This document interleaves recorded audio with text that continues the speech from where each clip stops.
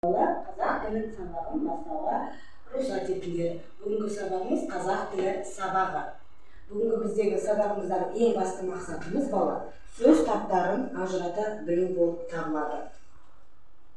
Енді сабақты бастамас бұрын балалар бір-бірімізге жақсы көңіл күй сыйлап сабағымызды бастайық. Ол үшін қане орнымыздан тұрайық. Ал бастаймыз.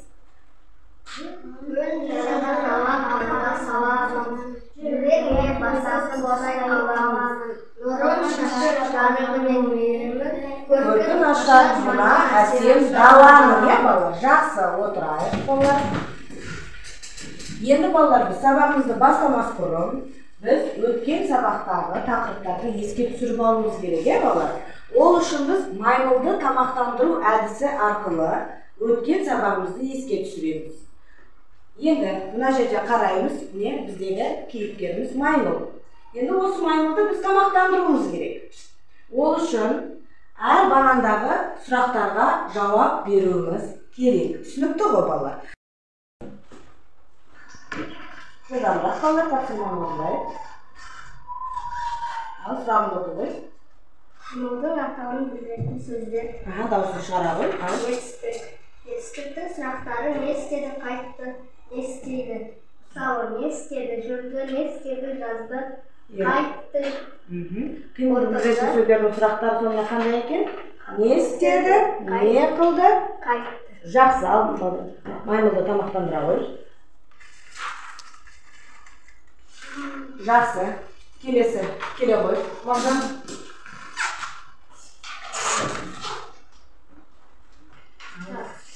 Сөз таптары дегеніміз не? Сөз таптары дегеніміз? Сөз таптарымыз дегеніміз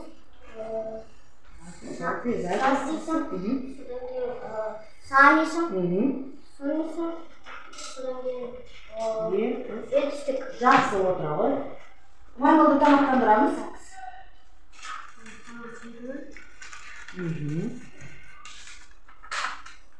Жақсы отыра ғой. Келесі Айжұлдыз.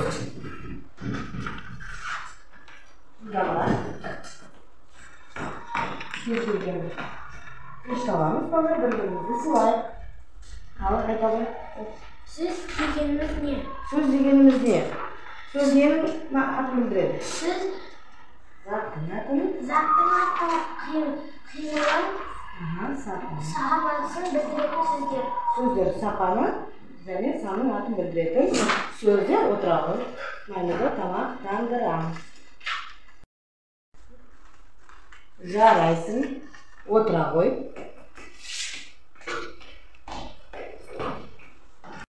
Тапсырмаларды жақсы орындадыңдар. Маймылды жақсы тамақтандырдыңдар. Сұраққа жауап беретін оқушыларға не қараңдар, міне. Алма жемісін таратып беріп өтіміне. Алдарында қараңдар, бұл бағалау әдісі. Алдарында қандай ағаш тұр? Алма ағашы тұр, балалар, бірақ олда не жоқ? Алма жоқ. Ал біз осы алма ағашымызға алманы жинау үшін не істеуіміз керек? Сабаққа жақсы қатысуымыз керек, сұрақтарға жақсы жауап беруіміз керек. Неғұрлым көп алма жинаса, соғұрлым бағамыз да қалай болады? Жақсы болады. Жақсы, жарайды балалар. Енді сабағымызды ары қарай жалғастырайық. Енді балалар үй тапсырмасын тексеру. Үйге нешінші тапсырма берілді? 12-ші тапсырма берілді. Енді балалар үй тапсырмасын конверт сұрақ әдісі арқылы сендерден тексергім келіп тұр. Менің қолымда, яғни конверттерді. Осы конвертте осы үй тапсырмасына байланысты сұрақтар бар. Қане, таңдап алайық, кез келген бір таңдап. Енді ал тапсырманы орындаңдар. Неге қандай? Ал жазып орындаймыз. Үй тапсырмасына ауызша жауап береміз. Ауызша. Сол бет тарап берген қағаздың ішіне жазамыз. Бірден 2 минут уақыт беріледі. Уақытымыз аяқталды. Ал қане, Жаслан, жауап бере ғой.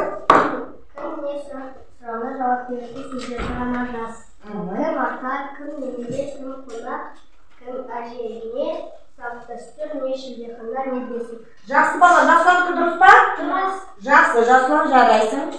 Ал Мағжан? Қандай сұрағынан жауап беретін сөздерді ғана жар. Қандай өткен, қандай өткентай, қандай бесік. Жарайсың, Мағжан. Оларың қандай бесік болайды? Иә, кішкене қателесті, бір қате табылды. Қандай қызық бар? Жақсы, дұрыс айтасың Жасұлан. Жасұлан, кішкене Мағжанның қатесін түзеді, жарайсың Жасұлан. Ал Айжұлдыз, сол үшін тағы бір алма. Кім сұрағына жауап беретін сөздерді жаз. Кім ата, кім енеге, кім әже. Жарайсың Айжұлдыз, өте жақсы. Тапсырманы жақсы орындадың. Аделя, дайынсың ба? Не істеді сұрағына жауап беретін сөздерді ғана жаз. Ал айта ғой. Не істеді жасайды, үйренді сауды шақырды. Жақсы, жарайсың. Аделя, міне саған бір алма. Балалар, сабаққа жақсы қатысып, сұрақтарға жақсы жауап берген сайын, мен сендерге алма жемісін таратып беріп отырамын. Түсінікті ма? Иә. Жақсы, балалар. Ал балалар, біз келесі алдыңғы өткен сабақта біз сөз таптарымен танысқан болатынбыз. Сөз таптарына қандай жатады балалар? Сөз таптарына естік жатады екен. Енді балалар, біз бүгін осы сөз таптарының біреуімен танысады екенбіз. Қандай сөз табымен танысатынымызды білу үшін балалар, біз сөз жұмбақ шешеді екенбіз. Енді бұл жерде сөз жұмбақты шешу үшін, яғни суреттегі сөздерді орналастырамыз ба? Суреттегі заттардың атын табамыз. Қарайық балалар. Біріншісіне Қаз. ал Жасұлан жазады. Қаз. Жылдамырақ. Бірінші суретімізде қаз бейнеленген екен. Жақсы. Ал Мағжан келе ғой, екінші суретімізде не бейнеленген? Шаңырақ, не? Ал жаза ғой. Жылдамырақ. Жоқ, бас не?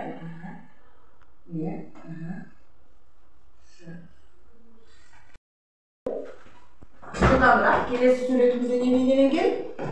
Шаңырақ бейнеленген. Ал жаза ғой. Мына жерден бастап.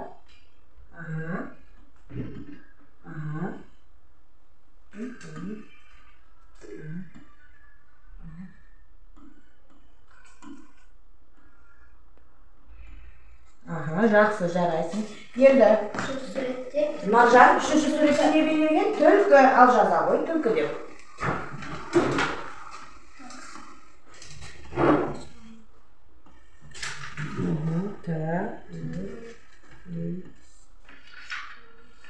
Кішкене дұрыстай ғой. Жаза ғой.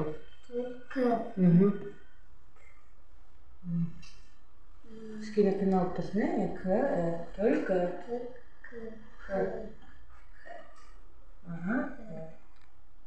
Жақсы, отыра ғой. Келесі суретімізде не бейнеленген? Кеме. Ал жаза ғой. Төртіншісінде.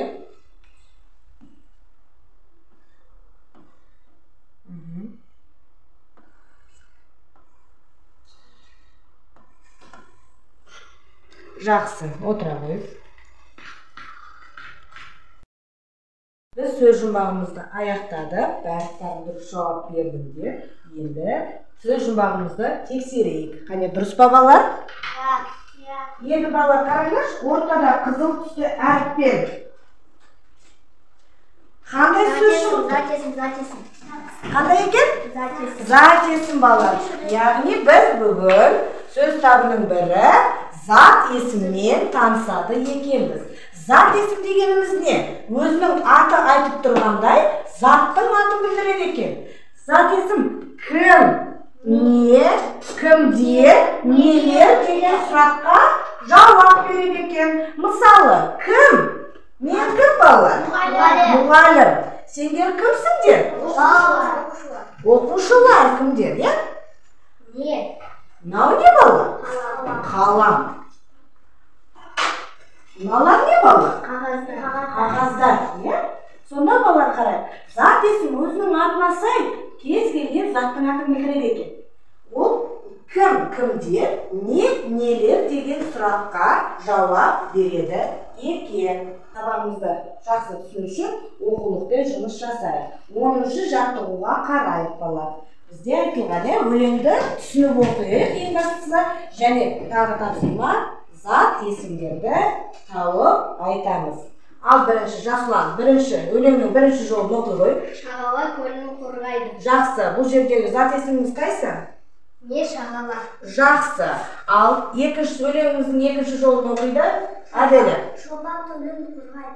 Жақсы, бұл жерде зат есім? Шопан. Сұрағымыз қалай болады? Жоқ, Шопан деген бала қой бағатын кісіні айтамыз, кім, шатастың кішкене. Шопан дегенге біз кім деп айтамыз. Жақсы, Ал өлеңіміздің үшінші жолын? Айжұлдыз оқи ғой. Егінші жерін қорғайды.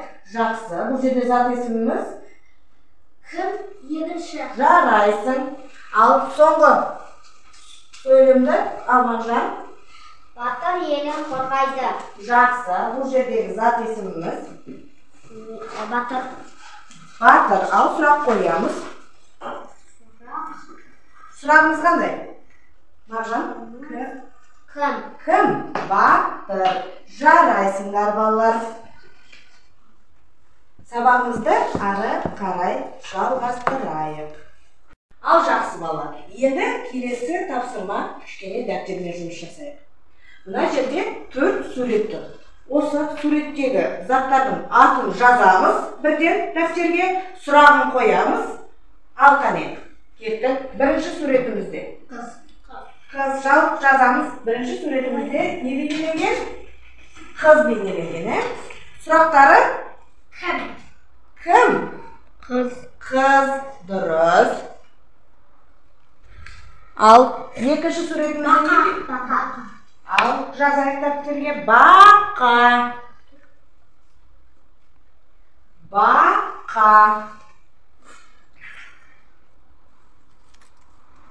Балапан.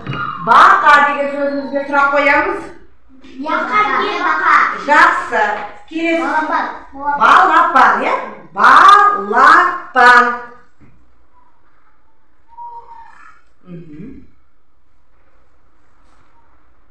Сұрағымыз қандай болады? Не балапан. Не балапан. Дұрыс. Ал соңғы? Қонжық. Қонжық. Не қонжық. Не қонжық. Бала, сұрақ қойылды. Сіздерді қане бір қарап шығайын. Дұрыс. Жақсы балалар. Жарайсыңдар. Енді балалар қараңдаршы. Мына жерге суретке мән берейікші. Бірінші суретте қыз бейнеленген, екінші суретте бақа. Сұрағына қарай. Қыз дегенде суретке қыз сөзіне біз қандай сұрақ қойдық? Кім? Қыз. Ал бақаға? Не Бақа. Бұл балалар қараңдар. Бұдан біз нені ұғамыз? Адамға қатысты сөздерге біз кімдер деген сұрақ қояды екенбіз. Ал заттар мен жануарларға қатысты сөздерге нелер деген сұрақты қояды екенбіз балалар. Оқулығымыздан 15-ші тапсырмаға қарайық. 15-ші тапсырманы қане Жасұлан қандай жұмбақ берілген оқышы қане? Есі оның сәби, әрі төсек, әрі үй. Жақсы балалар. Есі оның сәби, әрі төсек, әрі үй дейді. Жұмбақтың шешімін табу керек. Есік. Жақсы, Жасұлан, ал келіп жаза ғой. Сұрағымыздың жауабы не екен? Бесік. Бесік. Ал жаза ғой мына жерге.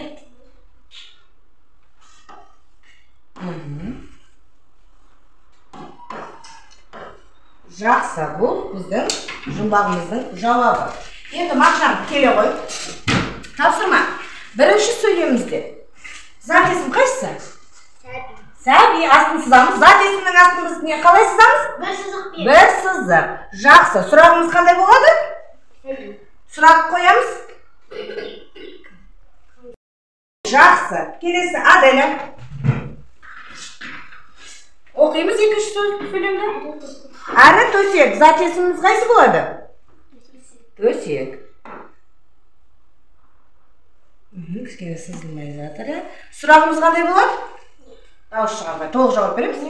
Не төсек. Жақсы. Жарайсың отыра ғой. Келесіне ал Кәусар шыға ғой. Келе ғой. Қандай сөз? Әрі, үй. Бұл жерде зат есіміз қайсы? Үй. Ал енді астын сыза қой. Жақсы. Сұрағы? Не? Үй. Жарайсың, отыра қой.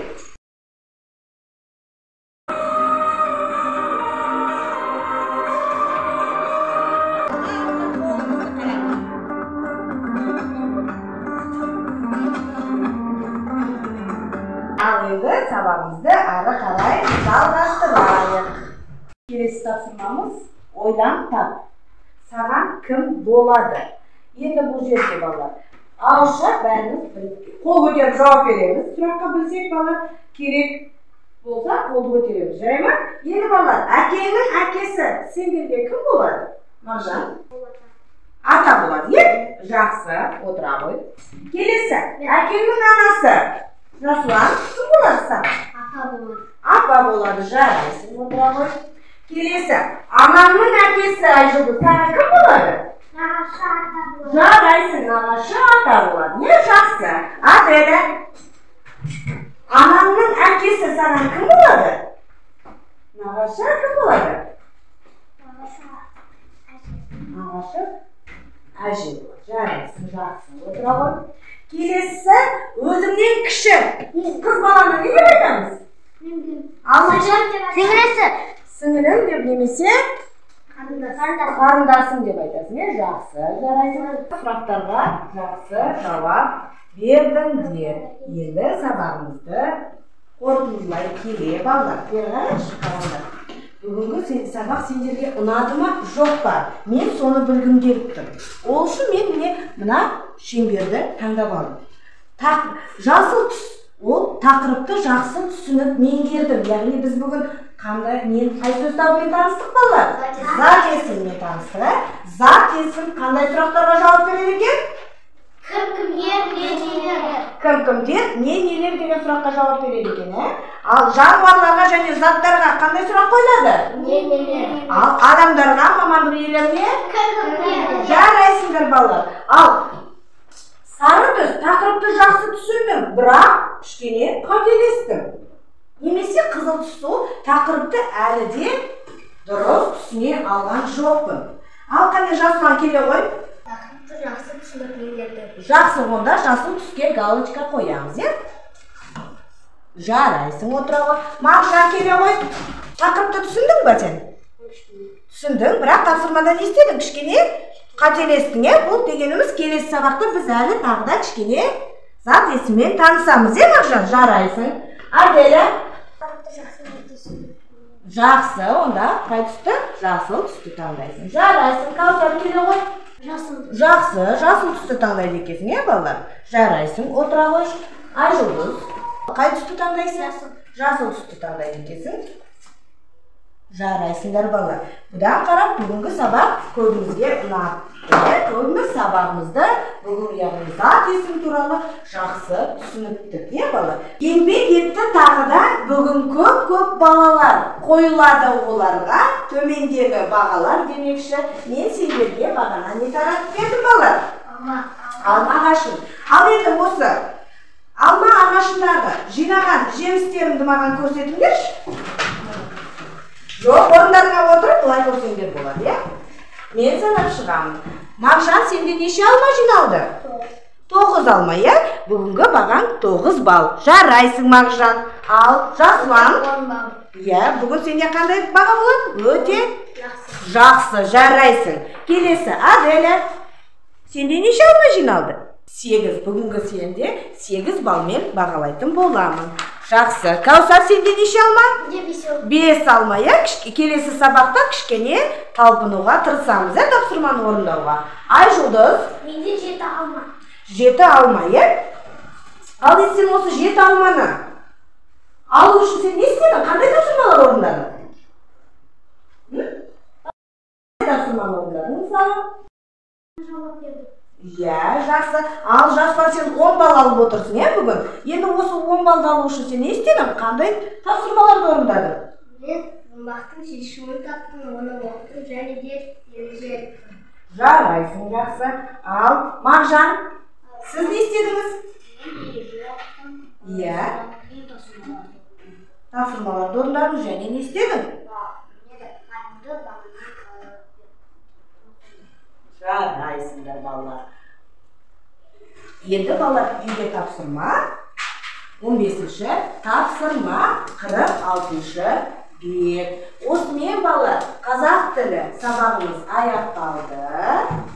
Қош сау болыңдар.